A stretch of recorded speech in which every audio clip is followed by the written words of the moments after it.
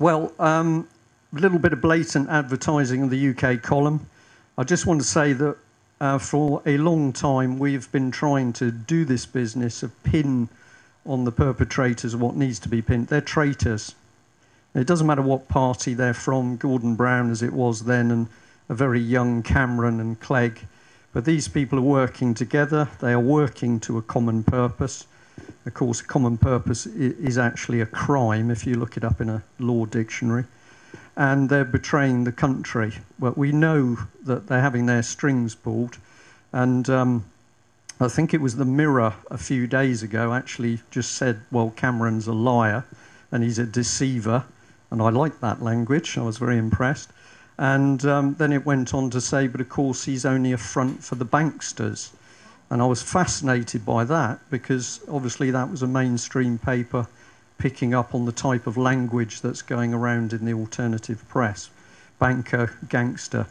So I think that we're having a much bigger effect than we think we are. And I won't betray too much, but Patrick said to me just now that he'd been in a particular bar up in London where there were people who we will call mainstream.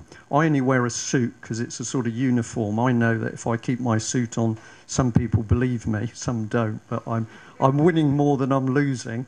But he said that he was amongst suits, and they are now talking about reading our material and his material and other material.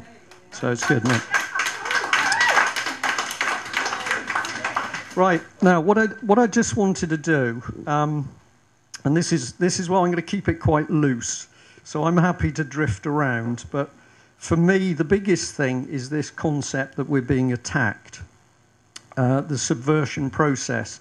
And this is the book that I first got this from. It was written by a guy called Christopher Story, who unfortunately is no longer with us. Many people are suspicious of his death, but whether it was suspicious or not, we don't know. But in the front of the book was a table. This is a similar table that I've got on screen. But essentially what it was talking about was the means by which society was going to be attacked.